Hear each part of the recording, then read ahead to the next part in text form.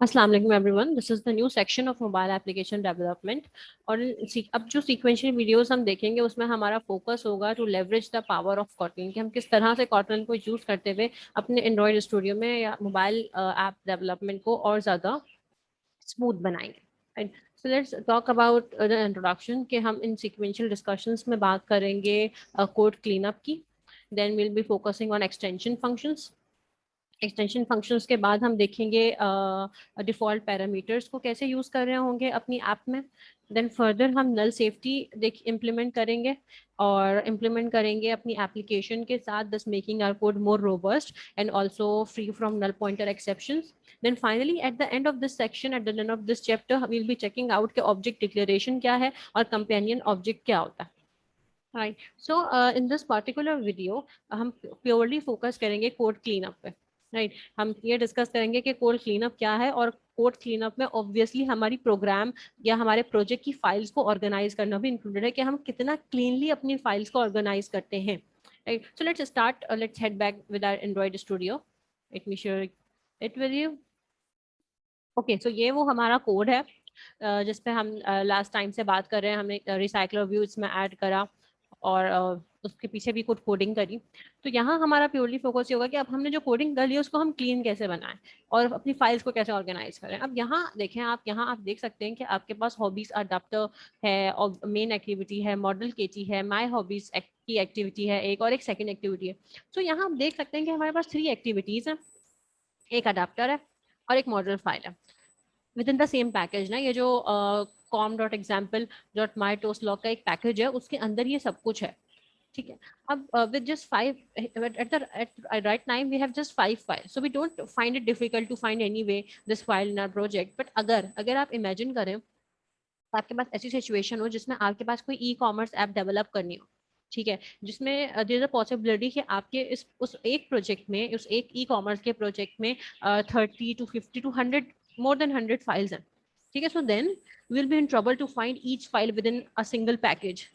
तो it is important कि आप पहले से ही, हमेशा से ही ये सीखें कि आप प्रोफेशनली अपने प्रोजेक्ट की फाइल्स को ऑर्गेनाइज कैसे करते हैं, ताकि इस तरह की सिचुएशन में आप फंसे ही ना, आपको डिफिकल्टी हो ही ना। सो आपने करना क्या है, simply we are going to create a separate package for particular activity. जितनी भी आपके पास एक्टिविटीज़ हैं वो अदर एक पर्टिकुलर पैकेज में आए, आपके जो अडेप्टर्स हैं वो अलग पैकेज में आए, और आपके जो मॉडल क्लासेज हैं, डाटा क्लासेज हैं, वो अलग पैकेज में आए। तो what we gonna do for this, हम सिंपली राइट क्लिक करेंगे, न्यू पे जाएंगे, और जैसे हम अब तक कॉटलिन फाइल्स क्रिएट करते आए हैं, अब हम क्रिएट करेंगे पैकेज। ठीक है, इट्स राइट ओवर देयर। ठीक है, हमने पैकेज क्रिएट करा। अब सबसे पहला पैकेज हम क्रिएट कर रहे हैं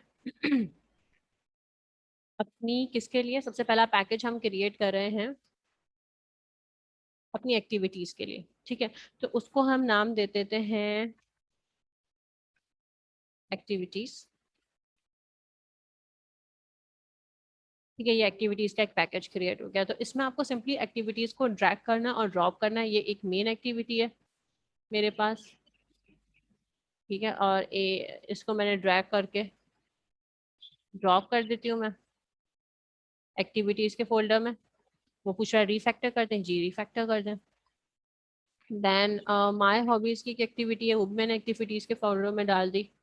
देन सेकेंड एक्टिविटीज की एक एक्टिविटी है, वो भी मैंने एक्टिविटीज के फोल्डर में रिफैक्टर कर दी। ठीक है, अब मेरे पास क्या बचा, मेरे पास मॉडल क्लास बची। तो उसके लिए मैं एक न्यू पैकेज क्रिएट करूंगी। ये आप देख सकते हैं एक्टिविटी के फोल्डर में तीनों आ गए हैं। अब मुझे मॉडल क्लास के लिए एक न्यू पैकेज क्रिएट करना है। ठीक है, तो I just simply right click again and I would add the package. और उस पैकेज का नाम, क्योंकि मैं इसमें सारे मॉडल्स क्रिएट करूंगी, या अगर मैं अडाप्टर्स के लिए बना रही हूँ तो मैं उसमें सारे अडाप्टर्स लिखूंगी। तो फॉर इंस्टेंस मैं अडाप्टर्स के लिए बना रही हूँ, तो मैं इसका नाम दूंगी अडाप्टर्स, की जितने भी अडाप्टर्स हैं वो सब इसमें होंगे। ठीक है, तो सिंपली मैं क्या करूंगी, यहाँ से अपने अडाप्टर को उठाऊंगी। मेरा अडाप्टर है हॉबीज अडाप्टर, वो मैंने यहाँ ड्रैग एंड ड्रॉप कर दिया और रिफैक्टर भी कर दिया। ठीक है, फिर अब मॉडल मेरा रह गया। एक पैकेज ऐड करते हैं जिसका नाम हम दे देते हैं कि इसमें सारे मॉडल क्लासेस होंगी। तो इसको मैंने नेम दे दिया मॉडल्स का। ठीक है, तो यहाँ से मैंने मॉडल की फाइल उठाई और इस कैंसिल मॉडल की फाइल मॉडल्स में डाल दी। ये मॉडल्स में मैंने रिफैक्टर कर दी। ठीक है, तो अब आप देख सकते हैं एक्टिविटी के पैकेज में सारी एक्टिविटीज़ हैं, अडाप्टर्स के पैकेज में सारे अडाप्टर्स हैं, और मॉडल्स के पैकेज में जो एक मेरा मॉडल था वो है। ठीक है, तो this is the way to professionally arranged and filtered your activities, adapters, and models to professionally arrange your project basically, right? So let us focus on these files individually, और हम देखते हैं कि क्या हम अपने कोड या हम अपनी जो है जो भी इसमें हमारे पास फंक्शनैलिटीज हैं, क्या हम उसको और क्लीन कर सकते हैं। तो सबसे पहले हम हॉबीज की एक्टिविटी में आते हैं। ठीक है, हॉबीज की एक्टिविटी में आने के बाद हम इस पे जरा फोकस करते हैं कि आपको नजर आ रहा है कि यहाँ से लेकर यहाँ तक all these code are performing the same operation, that is their intention is to initialize the recycler view, right? It's just showing कि किस तरह से आपको recycler view को सेटअप करना। so आप हम ये कर सकते हैं, अब हम ये कर सकते हैं कि इस पूरे कोड को एक मेथड रिसाइकलर व्यू के अंदर पुट कर दें। ठीक है, तो हम सिंपली यहाँ पे एक न्यू मेथड क्रिएट करते हैं, सेटअप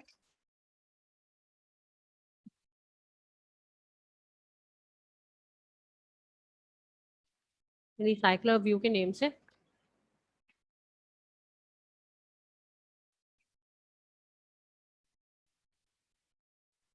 ठीक है, अब देखें वो यहाँ एरर क्यों आ रहा है जब मैं एक मेथड क्रिएट करना चाह रही हूँ। तो एरर मुझे ये दे रहा है कि आपने तो ऐसा कोई फंक्शन अभी इससे पहले तो क्रिएट नहीं किया, तो आप कहेंगे हाँ भाई अब क्रिएट कर दो। तो जैसे ही आप क्रिएट पे करेंगे ना, तो वो ये फंक्शन खुद ही क्रिएट कर देगा। ठीक है, तो आपको सिंपली करना क्या है, इस फंक्शन को, ये जो जो भी कोड है उसको यहाँ से कट करना, जो भी कोड आपने इसके लिए लिखा था,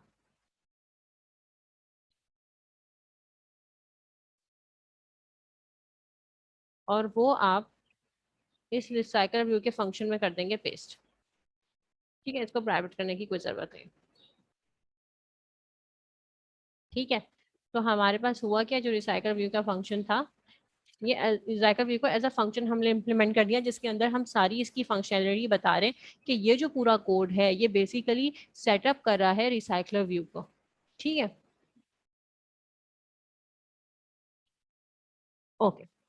अब हमारा कोड इस हिसाब से क्लीन हो गया कि अब आपको अंडरस्टैंडेबल है कि अच्छा यहाँ पे इसके बाद जो ये सारी लाइंस हैं वो बेसिकली ये काम मुझे करके दे रही है, right? So now I go to the main activity. Okay, main activity में everything looks fine, it's already very clean over here. ये सब बेसिक, यहाँ तो बिल्कुल बेसिक बटन्स की बात हो रही है और कुछ भी इररेलेवेंट नहीं है। अब हम अडाप्टर में जाते हैं, अपने हॉबीज अडाप्टर वाली केटी फाइल में देखते हैं। तो हॉबीज अडाप्टर वाली फाइल में अगर मैं जाऊँ तो यहाँ मेरे पास एक वार्निंग आ रही है कंस्ट्रक्टर में। वो मुझे कह रहा है कि इस हॉबीज को जो है ना प्राइवेट बना दो।